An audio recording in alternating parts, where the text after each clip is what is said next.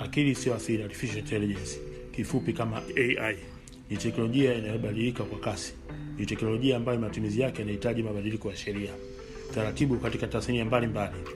Tayari teknolojia hii inatumika katika maeneo tofauti kama vile magari yasiyo na dereva, mifumo ya nishati majumbani, usimamizi wa mifuko ya uwekezaji, uhasibu na ukaguzi pia utaathirika. Akili isiyo asili inaweza kutambuzi wa idadi kamili ya data na inaweza kutambua takwimu ambayo ipo nje ya wigo ukilinganisha na wastani wa seti ya data zinazotambuliwa. Neno akili isiyo asili linaelezea mfumo wa kompyuta inayoendana kwa namna fulani na akili ya binadamu. Inahusisha matumizi ya uchambuzi wa data nyingi, big data, mashine zinazojifunza, machine learning, utambuzi wa sauti, voice recognition, utambuzi wa picha na utambuzi wa hisia, sentiment analysis. Mfano, mashine zinazojifunza zinaweza kutumia moja kwa moja kurekodi taarifa ya uhasibu. Kwa kutengeneza kisasa mashine za kujifunza, wakaguzi wanaweza pia kuboresha utambuzi wa udanganyifu. Ukaguzi wa hesabu utabadilishwa kwa kiwango kikubwa na mashine zinazojifunza kwa kina, deep learning, ambayo ni akili isiyo asili. Hii ni akili isiyo asili inaweza kutambua data kwa ambazo hazina mpangilio, kama vile barua pepe, machapisho, mitandao ya kijamii na sauti za mikutano ya kwenye simu.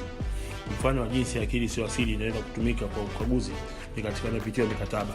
Zana nyingi zenye mashine zinazojifunza huwapa uwezo binadamu kuchanganua kwa muda mfupi idadi kubwa ya mikataba, kama vile mikataba ya ukodishaji, lease agreements, kuliko inavyowezekana kwa mapitio ya akili ya kawaida.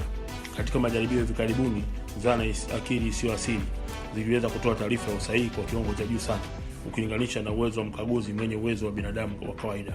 Kutoka katika mikataba ya ukodishaji kwa kutumia vigezo vilivyowekwa awali katika mazingira mengi ya majaribio. Kwa kuwawezesha wakaguzi kufanya kazi vyema na nadhifu, akili isiyo asili itawasaidia kuboresha matumizi ya muda, kuwawezesha kutumia busara za kibinadamu kuchanganua seti za data na nyaraka kwa mapana na kina zaidi.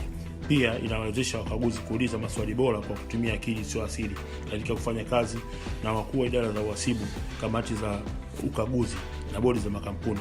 Hii itaongeza thamani ya mchakato wa ukaguzi. Akili isiyo asili inaweza kuchangia katika kufanyika ubora wa ukaguzi wenye mustakabali na kusisimua kwa wakaguzi.